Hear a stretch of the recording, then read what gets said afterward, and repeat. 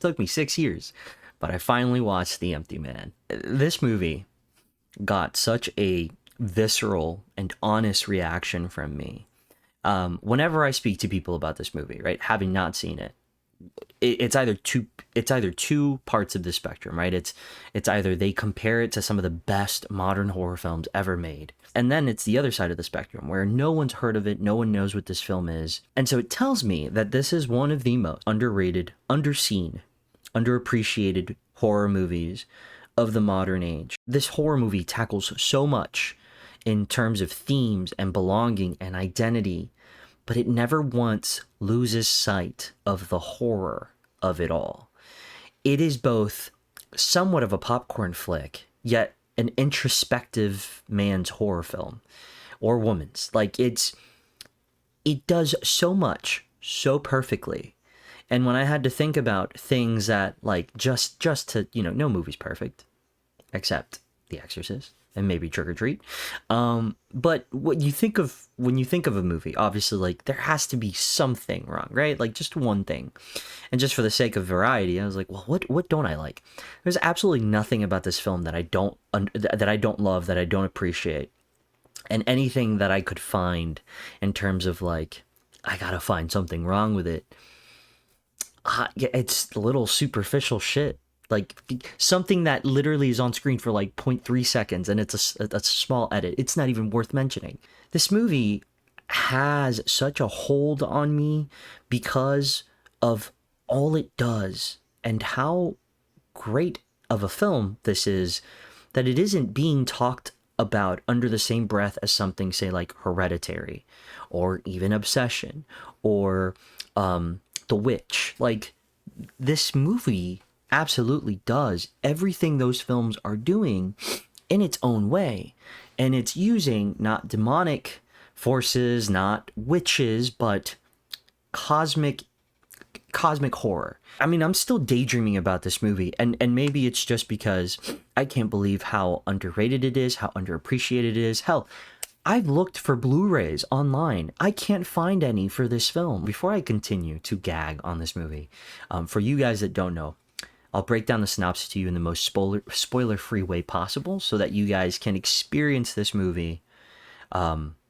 your own in its full magnitude. So, like, this will be one of those movies where I'm not even going to bother to do a spoiler side, because I don't want to influence anybody to, like, destroy the experience and lessen the experience. So the movie follows a ex-detective who goes on a mission to search for the lost daughter of his neighbor. Now, he is also grieving his own stuff. He's lost his wife, he's lost his child, and it's been a couple years now. He is very much still knee-deep in that grief. And so this sort of search for this missing girl is, one, part validation, and two, he actually is very close with the mother of the girl who's missing. And so what you find yourself at the start of in this sort of noir, very dark, very David Fincher-esque lit mystery turns into something involving the idea of the dark side of meditation, secret sects, societies, cults, the dark side of manifestation, all of the things that are foundations of cosmic horror on a cerebral level. Like, it touches on all of it. Where this movie goes from where it starts to the very last shot is such a journey that it is both a perfect concept for a show and yet somehow a perfectly paced, perfectly written 2 hours and 11-minute long film, where the only reason I would even say, like, yo, this could be a show is not because I feel that more things need to breathe. It's because everything you've already provided me is already so good and so dense that I would not mind long form explanation for all of it. I'll give you the setup of the first 10 minutes so you can kind of gather a picture of what this thing, what the Empty Man could be, and then what it was that started this mystery forward, right? So the girl and her friends, the girl that's missing and her friends, play a game to summon the empty man. And this game is akin to something like Charlie Charlie, Red Door, Yellow Door, Bloody Mary. These are the kinds of games that teenagers will play when they're too bored and too curious, right? Or hell, even adults, because God knows I've done some stupid shit out of mere curiosity. They play this game, and the game is breathing into a bottle, standing at the end of a bridge, and thinking about the empty man, and they all take turns doing it. They say that once you do that, it'll take 3 days for the empty man to come and find you. But the first 2 days, the empty man does what any unknown entity does, and that's fuck with ya, bully ya, and make it really hard for you to sleep.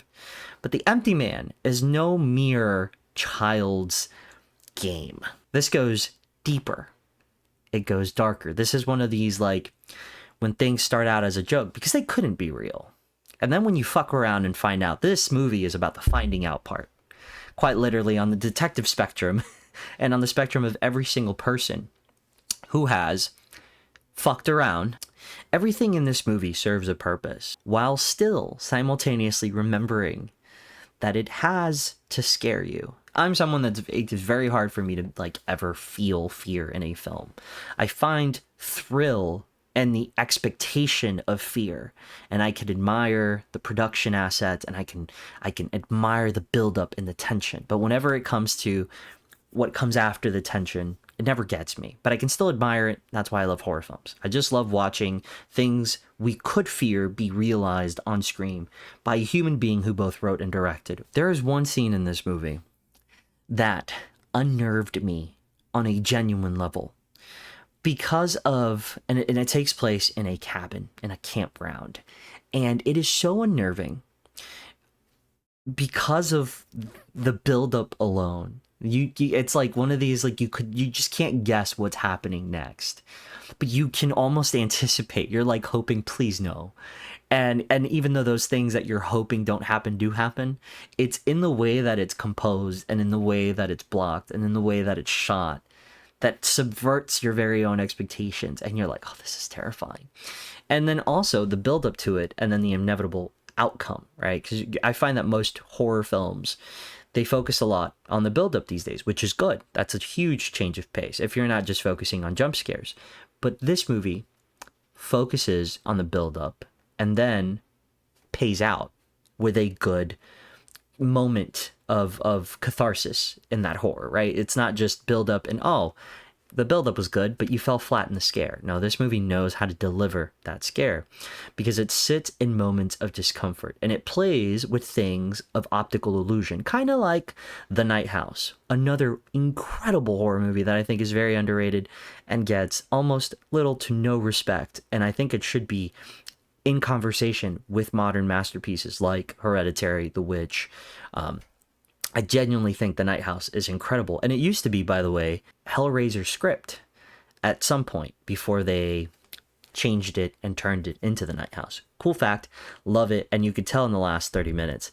But like that movie, this film uses optical illusion to fuck with you. Plenty of moments where I had to stop the film and kind of go, oh, fuck. Had I not even wondered or been curious or just trusted what I thought I saw, I would have never seen it. The mystery itself and what it means to the character, what it means to this detective is so heart-wrenching because he himself is absolutely the message of the film.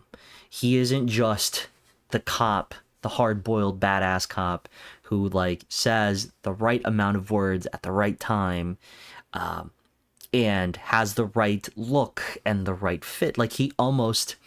He feels very right for this character. The protagonist has to mean something in the grand scheme of a horror film if it wants to carry a message through, right? That main character, protagonist, has to suffer consequence, has to have an effect on everything. Too often in horror films, right? Especially when it's just mere simple slashers or horror films, you have the final girl and then the cast that gets killed off, right? In this movie, the cast, every character feels woven into this narrative in a way that is receptive to the message at the end of the film that then makes you think about this shit for fucking hours. I have not stopped thinking about this film for hours. And it tackles the idea that when you are born, how you are raised, the things instilled in you, is that even really you? I mean, the argument could be made, right? And this is just me spitballing with you guys, but the argument could be made that none of who we are is who we are if you can take the same vessel and put him or her in a different environment with different factors that will then create an identity. If the only thing giving identity to us is life experience, right? No duh. And you strip that away, then what's left is merely a vessel, left malleable to be forced, that could be coerced, that could be manipulated, that could be pushed into becoming. If all of these things are just factors, variables up for changing, then what is the constant? Is it the body? Well, the body can't be it, because the body dies, right? The body is both created and then it dies. So then what is left between that of the vessel, the body, and then the identity itself? If the identity is a variable and so is the body, then the constant would be essence. And what the fuck is that essence in between the body and identity? What is that thing that exists in between that, right? Would that be the soul? Well, we don't fucking know, right? But these are the questions that this film asks. And what I love about this film and I love about cosmic horror is that some people find it very hard to get into cosmic horror because you're typically leaving with more questions than answers. But that's the point of cosmic horror, is that you leave with questions worth exploring after the movie's over. It's not about having, because cosmic reality is so beyond. I mean, that's the whole concept of, we could never understand it. We don't know its origins. There will be no finality that we could ever see or experience. We are here. And in essence, we could merely be that of just consequence of some cosmic accident. Like we don't understand these things, right? But when you make films like this and you start answering questions, you lose the mysticism of that which is cosmic horror. Because the horror in cosmic is that of the realization that we are so insignificant in the grand scheme of everything. And if a movie tries to answer those things, then it misses the point of the horror completely. And this movie doesn't miss it at all. What it does is it provides you questions in a mystery grounded in loss and reality and secret societies and mentality and belief system. And it'll answer, what is this called? Who are these people? Why are they here? But the very foundation of why any of it is happening, why we seek this thing and what this thing wants from us, it all culminates in a giant fucking question, right? And that's to say, the film still provides you answers, but the things it cannot answer, it doesn't pretend to. It just packages the question in such a beautiful way in its final moments with one hell of a fucking twist that I did not see coming. And then it says, here you go. Now think about it and ruin your life for the next 2 weeks. This movie's great, dude. This movie's great. This movie, also the director, David Pryor, he's making another movie called The Boy in the Iron Box, which is about a group of special operators that go into a forest in a maze, in a forest and are attacked by entities. This man has all of my attention, and he's also been responsible for, and it kind of makes sense, David Fincher's The Girl with the Dragon Tattoo remake. He was the behind the scenes guy who was doing all the stuff for the featurettes. This film is David Fincher laced while still being his movie. I don't want to take away from what he's done because he clearly has a vision. What he's done is give us a 90s film with an elevated sense of being in the same way of a modern horror movie like Hereditary, and then packaged it in an extremely entertaining, incredibly paced, pretty quick moving movie. And not to mention, the movie itself begins with a killer 22-minute long intro before you hit the title card. I've always said any movie that does that knows how epic it's about to be, and this movie did not disappoint. Visually, it's stunning. In terms of audio, it plays with you. I watched it with headphones on, and it has this sort of whispering that happens in between scenes that is very well used, very well used, and it was great. It's just like every bit of this movie in terms of audio and visual and narrative and character and horror and climax, because this movie could have easily fucked up the climax. It did not. It just fires on all cylinders. This is easily one of the best horror films I've ever seen, and it should be absolutely spoken about in the same breath as Hereditary and all of these films. And there's so many other movies that I would love to talk about, like Pyewacket, which I love, and The Wretched, which doesn't get enough attention, but and I'm just going off on a tangent now about horror films that I don't think get enough modern day love, because these movies did come out in the last 10 years. But this one feels so complete, and it's so upsetting that it just kind of exists in the ether with no one being able to own it, and only horror buffs like ourselves being able to talk about it. Hell, if you haven't seen it and you're in the mood for a cosmic horror mystery, watch this movie, and then come back and tell me what you thought. And I wouldn't be surprised if it's mixed. Cosmic horror is hard to get right, and even then, when you get it perfectly right, it still doesn't hit with everyone, because it's just the threading is so specific. Even if you're just in there for the scares, there's there. If you're just in it for the mystery, there's there. It's there. There's there. It's there. If you're there for the characterization, it's there. If you're there for the exploration, it's there. But if you're there for the full package, horror, cosmic questions, and a payoff with one of the coolest twists, I think, in recent memory, this movie will absolutely carry you through a night where you just need to lay back and be blown the fuck away. I really love this movie. I don't want to spoil anything, so I'm going to fuck right off. And if you guys have seen this movie or are going to, please let me know what you think, what you thought. If I'm psychotic for giving this movie that much praise, which I genuinely think it deserves. I'm going to fuck off now. Thank you guys for watching and supporting and watching this video. For those of you who have asked, yes, I've put out the application for YouTube to monetize. We are all like greenlit. All the credentials. You guys have been great. Like, again, thank you. I think we have, holy shit, we have over 90,000 views in total. In all my with all my videos, and we have over 6,700 hours of viewership. Every single one of you have helped build those numbers, so thank you.